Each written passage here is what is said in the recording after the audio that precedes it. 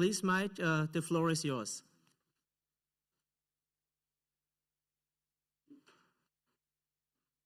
On a un problème. And I'm not here to talk to you about new technology or even how to make tolling systems faster. I'm borrowing from Apollo 13 because the systems that we build are critical. And unless our users can use them properly, we're doomed to fail. What I want to talk to you about is what we call the gap in inclusive design. And really what that is making sure that the systems that we build can be used for everybody at any time. Before I begin, I want you to take away a couple of points out of this meeting. One is you need to build solutions that work for all, not just the majority. Two, the most successful digital solutions and experiences are inclusive ones. And finally, use tools to understand, design, and build systems for success. And I'll share some with you that you can use starting today. But first, I want to define some terminology. User experience design, which we also refer to as UXD, is the art of making solutions easy, seamless, and intuitive. Inclusive design is to make sure that all of those solutions that you're developing work for everybody, including older adults, which I call the gray digital divide. And this is a really important group because they have specific challenges that we need to address. One of them is access.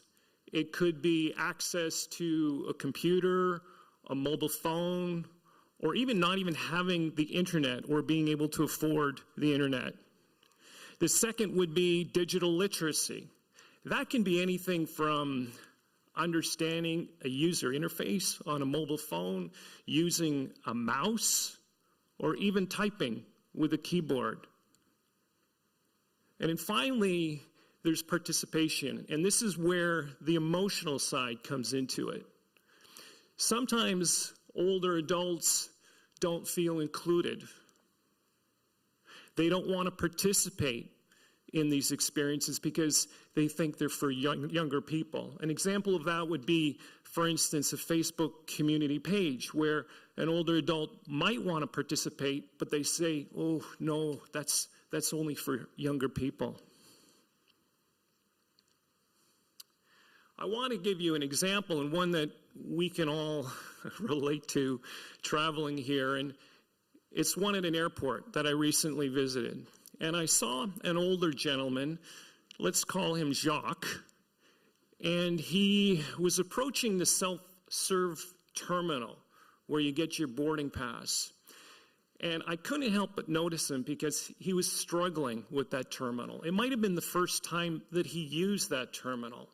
He was pressing the buttons several times. He was squinting, looking. Maybe those buttons were too small. And he clearly felt frustrated. He clearly had some issues with technology barriers. The second thing is he had possibly physical limitations. I saw him, he did have to look closer at that screen. He was having some difficulty pressing the buttons. Again, that might be because they're too small, but it might be because he has dexterity issues. And he was just generally slower, which is normal as we get older. Then there was what I'll call cognitive overload. And we all experience this at busy airports, right? You have the intercoms going, there's noise, people moving around. Sometimes you're in a new airport, you're trying to find where to go. And there's just a lot of information being thrown at you. And this person, Jacques, might have been using the system for the very first time. And with everything going on, including having a line form behind him and feeling pressure to move along, he might have felt that cognitive overload.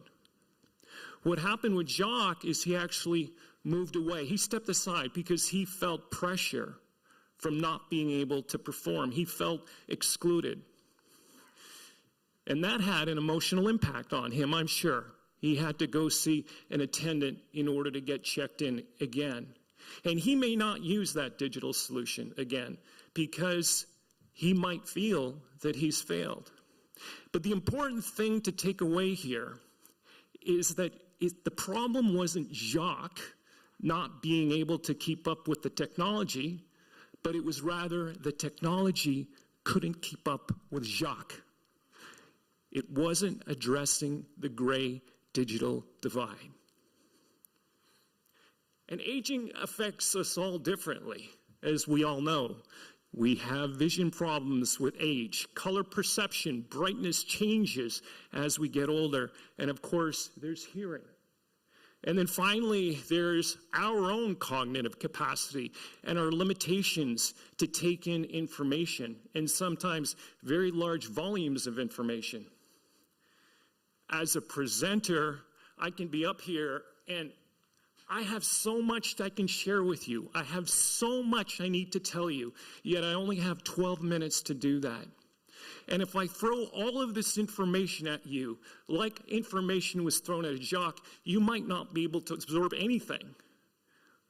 But if I really want you to understand what I want to communicate, what I should probably do is keep my messages short and simple. And that's what we do with UXD. I did a quick calculation before this presentation. I knew there was about 200 people that were going to be here. And I looked at the calendar, and I looked at how many social events there were, and how many presentations. And I figured that there was, give or take, probably around 10 million words that will be exchanged amongst each other over these last 4 days. That's a lot of information to take in, for all of us. That's a lot of information. What I want to do is share 3 words with you. And if you can practice these 3 words when you're designing your tolling systems, you will succeed.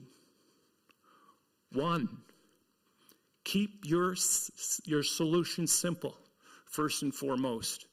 Don't overwhelm people. 2nd, remember you're dealing with humans. Try to consider the human aspect. This isn't about machines communicating with machines. And then finally, what's really important is be inclusive. Include people like Jacques. Be inclusive. Make sure that your solutions can cater to everybody. We are shifting from a physical to a digital experience mode. And we see that every single day, even on some of the payment systems that we just spoke about. That's where the shift is going. We pay a lot of our bills online. During the breaks, we're looking at our applications and we're following the news and media.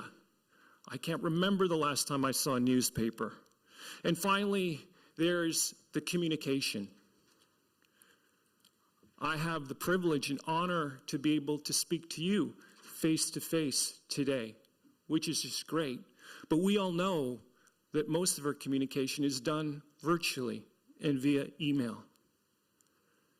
But we need to consider that as well. The communication is moving digital. Another example of physical versus digital is airlines.